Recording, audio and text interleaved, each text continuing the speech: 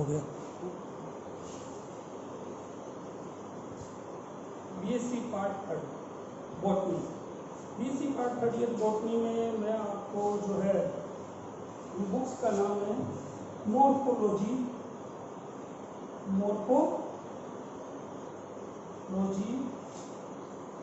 And anatomy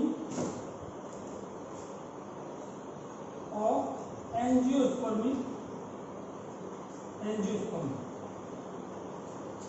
ये अपनी book का नाम है बीएससी पार्ट थर्ड। तो इसमें morphology, anatomy and anatomy of angiosperm जो पेपर है बॉटनी का वो मैं आपको कराऊंगा। जैसा कि आपने ये जो क्लासेस वगैरह है ऑनलाइन जो क्लासेस शिक्षा निदेशालय के जो आदेश है उनके तहत कराई जा रही है, और आप सभी को ये जो अपने कॉलेज का यूट्यूब वीडियो है उस पर ये क्लासेस जो है आप देख सकते हैं। और इसमें कोई समस्या है तो आप उसमें कमेंट कर सकते हैं जिससे कि और इम्प्रूवमेंट, और जो भी आपके इसमें समस्या आती है, प्रॉब्लम आती है, तो उसके लिए आप मेरे व्यक्तिगत जो व्हाट्सएप नंबर है उस पर भी आप मेरे को मैसेज कर सकते हैं, कॉल कर सकते हैं, और जो समस्या है उसका समाधान किया जाएगा।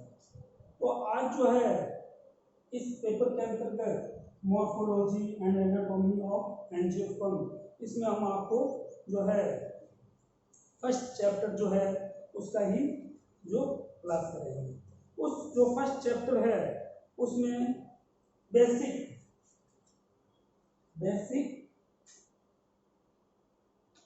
Body plan of flowering plant, basic body plan of flowering plant, यानी जो basic body plan of flowering plant जो है उसके बारे में आज अपन स्टडी करेंगे। ये आपके जो इसमें चैप्टर फर्स्ट है, इस चैप्टर फर्स्ट में अपन जो स्टडी करेंगे वो एंजियोस्पर्मिक प्लांट में ही करेंगे, यानी एंजियोस्पर्मिक प्लांट को फ्लावरिंग प्लांट भी कहा जाता है क्योंकि इसमें फ्लावर बनते हैं। आज की जो स्टडी है उसमें अपन जो एंजियोस्पर्मिक प्लांट के बारे में बात करते हैं। तो एंजियोस्पर्मिक प्लांट होते क्या है? अपने जो सीड प्लांट है उसमें एक तो एंजियोस्पर्म और एक अपन जिम्नोस्पर्म और एंजियोस्पर्म को सम्मिलित किया जाता है किसमें? सीड प्लांट में। तो जिम्नोस्पर्म है उसमें तो जो बीज है वो नग्न पाए जाते हैं, उनमें कवरिंग नहीं पाई जाती, जबकि जो एंजियोस्पर्मिक प्लांट है उनमें कवरिंग पाई जाती है। अब अपन बात करते हैं जो फ्लावरिंग प्लांट है वो दो भागों से बना हुआ होता है, टू पार्ट्स।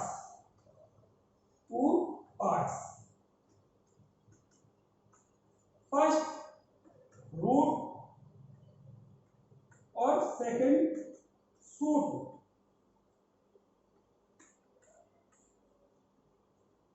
जैसे कि रूट और शूट, मूल और पराग। तो ये जो रूट और पराग या जो रूट और शूट की बात करते हैं तो रूट और शूट दोनों ही विपरीत एनवायरमेंट कंडीशन में ग्रो करते हैं या वृद्धि करते हैं। हम ये जानते हैं कि जो रूट भाग है पौधे का, जो रूट या मूल भाग है वो भूमि में इन ग्राउंड वृद्धि करता है, यानी भूमि के अंदर की ओर वृद्धि करता है। इस प्रकार की जो वृद्धि होती है ये वृद्धि कहलाती है जियोट्रोपिक पॉजिटिव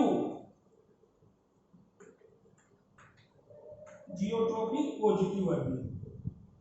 जबकि जो शूट है इसका जो पराग भाग है वो किस प्रकार की वृद्धि करता है? जियोट्रॉपिक नेगेटिव, यानी कि इसकी वृद्धि कहाँ होगी?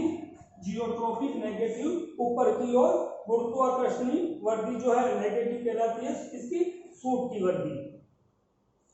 तो पहले अपन बात करते हैं रूट का जो भाग है,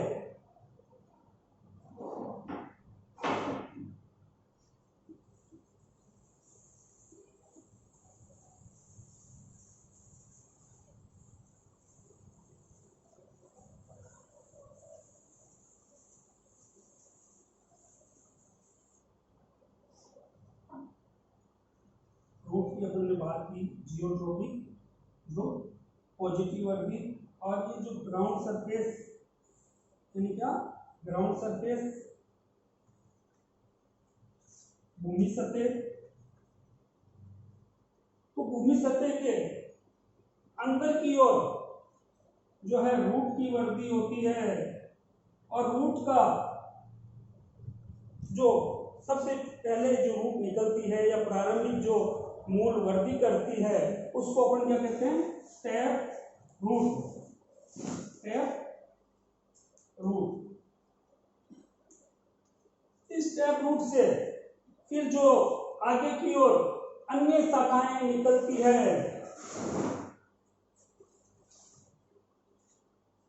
रूट से, जिसको कि अपन क्या कहते हैं? Lateral root. सबसे पहले तो प्रारंभिक मूल टैप रूट, जो कि सबसे पहले ही जो पौधे का मुख्य भाग है उससे निकल आगे ब्रांचेज और निकलती जाती है। फिर अपन बात करते हैं इसमें रूट का शीर्ष भाग। रूट का जो शीर्ष भाग है वो रूट कैप, रूट का शीर्ष भाग रूट कैप द्वारा ढका हुआ पाया जाता है, मूल बॉब द्वारा ढका हुआ पाया जाता है। रूट कैप और जो है मुख्य जड़ जो है टैप रूट, और इससे जो अन्य शाखाएं निकलती है वो क्या कहलाती है? Lateral root. ये हो गया इसका मूल भाग।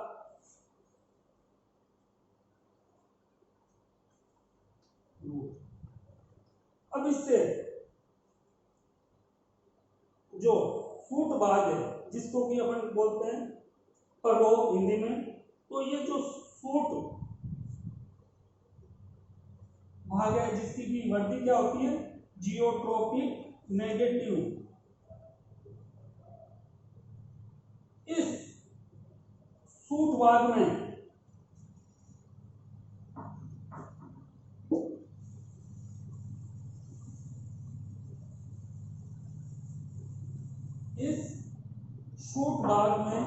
जो है सूट भी क्या होता है? जो है स्टेम, यानी कि किससे मिलकर बना होता है? स्टेम, और अदर्स जो है लीफ अपेंडेक्स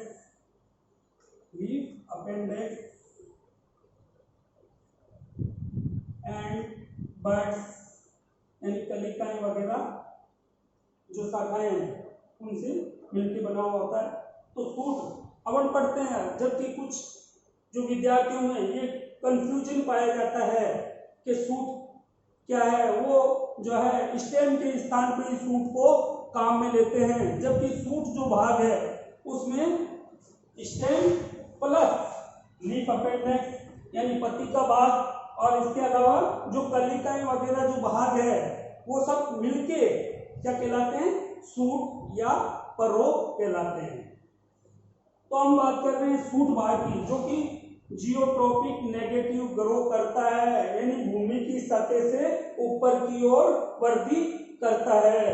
तो यहाँ पे इस सूट भाग में जो कि जियोट्रॉपिक नेगेटिव वृद्धि कर रहा है, इसका जो मुख्य भाग होता है वो खूंटेनुमा होता है, जिसको कि स्टेम कहा जाता है। क्या? स्टेम या जो तना, इस तने वाले भाग में जो कि शीर्ष पे, यानी कि इस पूरे सूट की वर्दी जो है सूट के शीर्ष भाग पे, एपिकल भाग पे,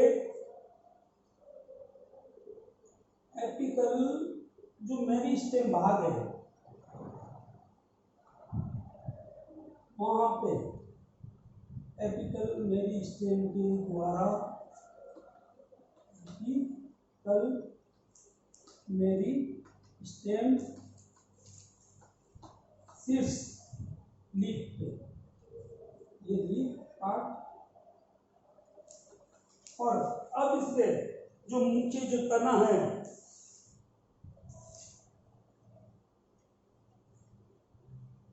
इस मुख्य तने से जो है अपने जो लीफ जो है, लीफ इससे जो बड्स वगैरह है पहले इनसे लीफ बड्स भी निकलती है, और जो लीफ पार्ट है वो निकलता है। लीफ जो है पीटियोल, पीटियोल, और अब इस पीटियोल से आगे की ओर जो है लीफ ब्लेड,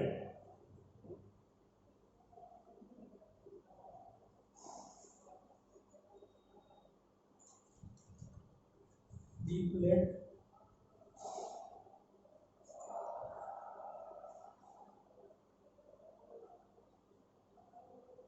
लीफ, इसमें भी दो भाग, एक को अपना लीफ का जो ब्लेड भाग है और दूसरा भाग जो कि पीटियोल भाग है वो सम्मिलित होते हैं।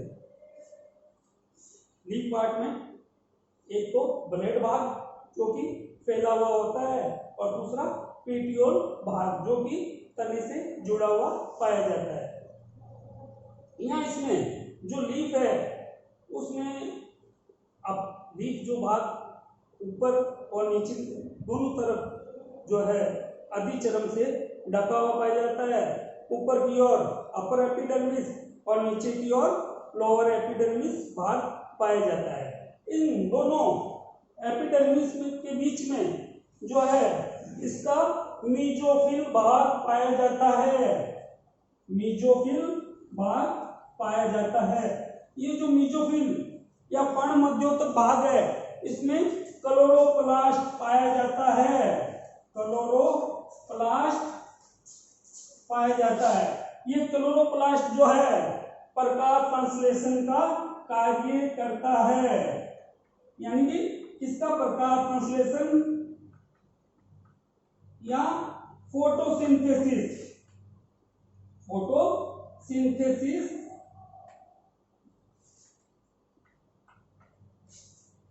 पत्ती का कौन सा भाग, जो पूरा का पूरा लीफ का जो पार्ट है उसमें जो अपर एपिडर्मिस और लोअर एपिडर्मिस से जो ढका हुआ भाग मीजोफिल, और इस मीजोफिल में जो है कौन सा क्लोरोप्लास्ट भाग, इस क्लोरोप्लास्ट भाग के द्वारा प्रकाश संश्लेषण का कार्य किया जाता है।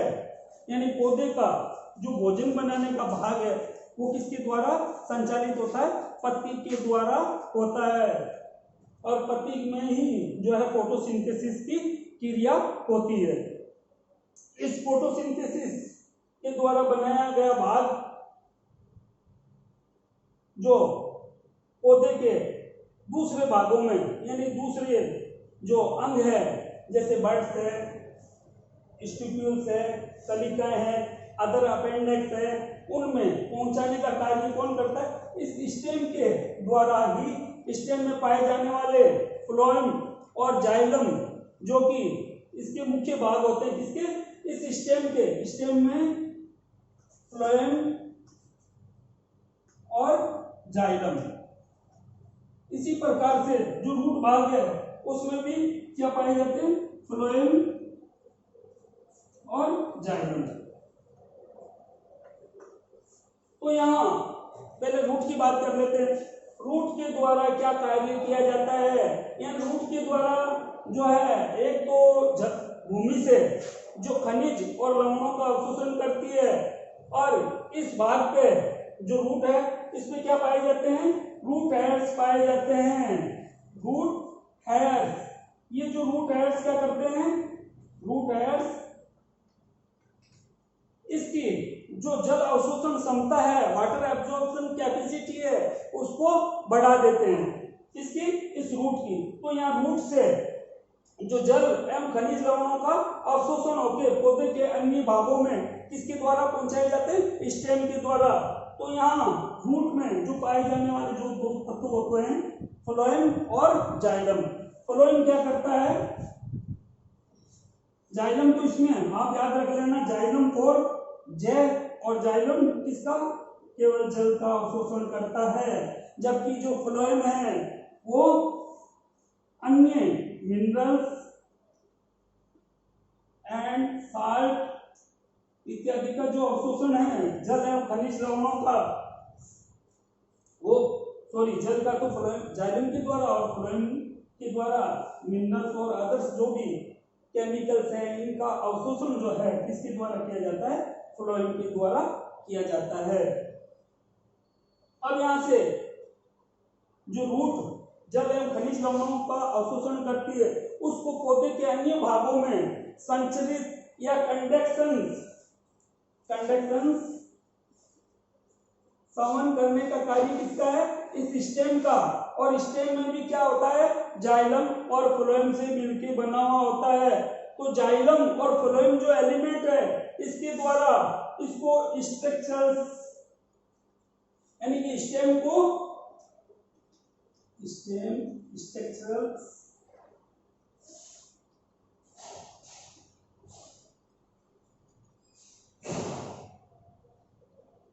और यानी संरचनात्मक अवयव बनाते हैं इसके स्ट्रक्चरल्स एलिमेंट।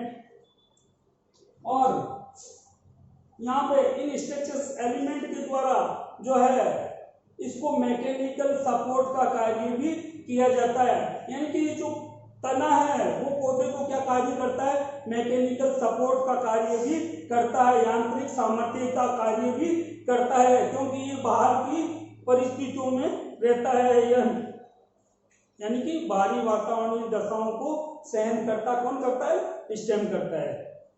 तो स्टेम के द्वारा विपरीत परिस्थितियों को सहन करने के लिए इसमें जो है प्रतिबल, जो विरोधी रेजिस्टेंस वगैरह किसके द्वारा पाया जाता है, जाइलम और फ्लोएम के द्वारा।